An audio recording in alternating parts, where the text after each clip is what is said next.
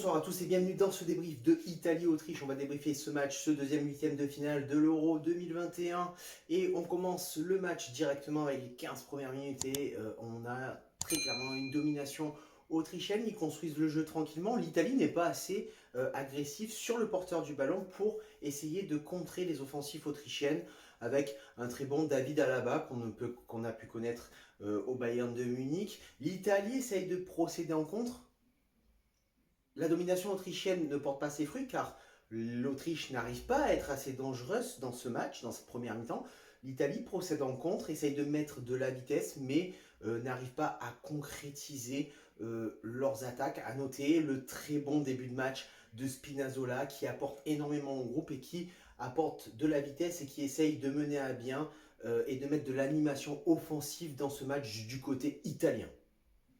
Mais passé le quart d'heure de jeu dans ce match Italie-Autriche, l'Italie monte d'un cran, exerce une récupération haute sur les joueurs autrichiens en mettant un très bon pressing sur la défense autrichienne. L'Italie s'installe clairement dans le camp autrichien sur ce stade magnifique de Wembley que tu peux voir juste derrière moi. Les 10 premières minutes de domination autrichienne laissent place à une maîtrise technique de l'Italie sur cette première mi-temps. 32e minute, frappe de Immobile qui va heurter le poteau. Mais quelle frappe, quelle action d'Immobile, peut-être la meilleure action du match et certainement la meilleure action de Ciro Immobile qui n'a pas fait un match exceptionnel. En tout cas, cette première mi-temps n'a pas été faramineuse du côté de l'attaquant Ciro Immobile. Le match est largement redescendu en intensité comparé aux 15 premières minutes.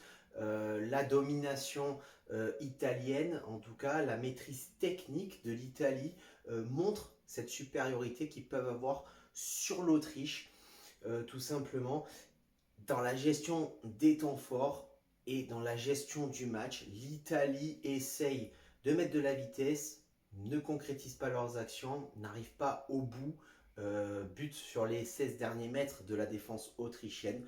La mi-temps se termine à 0-0 avec une très bonne domination italienne.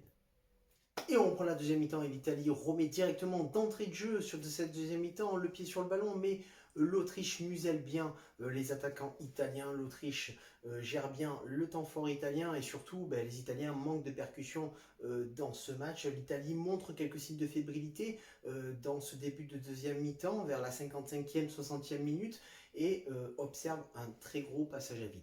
À partir de la 60e minute, énorme temps fort de l'Autriche, l'Italie va complètement céder, l'Italie va s'effondrer et à la 66e minute sur un centre autrichien, David Alaba dans la surface de réparation va prolonger le ballon de la tête pour Arnautovic qui va marquer, mais après consultation de la VAR, l'arbitre va désigner le point de hors-jeu, signaler le but hors-jeu, donc du coup l'Autriche ne mènera pas au score. L'Italie va subir la pression, l'Italie va subir le pressing autrichien, l'Italie va subir l'agressivité, la tentative de mettre du rythme pour les Italiens dans cette deuxième mi-temps va être abrogée par le fort pressing autrichien. L'Italie subit les temps forts, mais l'Italie tient, le match est sous tension.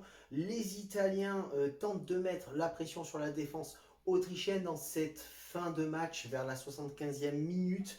Mais l'Italie est imprécise dans les derniers mètres, l'Italie manque de justesse technique, l'Italie manque de ressources et on voit peut-être là les limites de la Squadra Azzurra dans cet Euro 2021.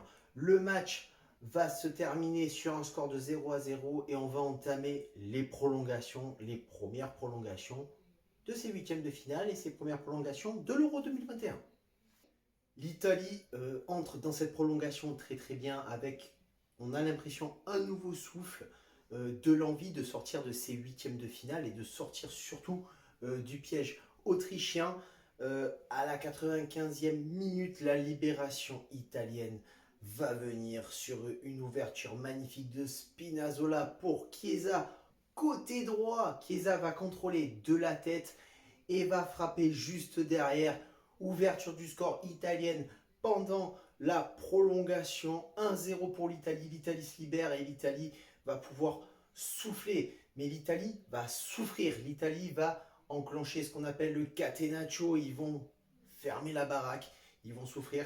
Mais Pourtant, ils vont tenir défensivement et vont jouer en contre dans cette première mi-temps de prolongation. 104e minute, le coup franc magnifique de Lorenzo Insigne, la super parade du gardien autrichien qui va la sortir en corner. Et de ce corner-là découlera la deuxième libération italienne, puisque sur un superbe travail de Spinazzola, après le corner, après une remise en arrière de Lorenzo Insigne, Spinazzola va concrètement faire étaler toute sa technique et c'est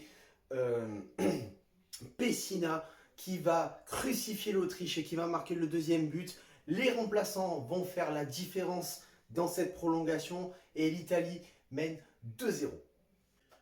La deuxième mi-temps de la prolongation va s'engager, l'Italie va souffrir, mais l'Italie va aussi engager, l'Italie va attaquer, l'Autriche va contre-attaquer, l'Italie va souffrir autant que l'Autriche. Les deux équipes vont se donner énormément, à l'image de Belotti du côté italien, à l'image de Spinazzola qui continue son travail énorme de tout ce match en finale.